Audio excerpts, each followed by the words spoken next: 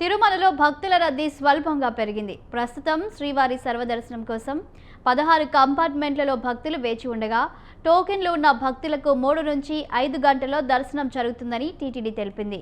టోకెన్లు లేని వారికి శ్రీవారి దర్శనం 12 గంటల్లో జరుగుతుందని వెల్లడించింది. 300 శీఘ్ర దర్శనానికి 3 గంటల సమయం పడుతుందని పేర్కొంది.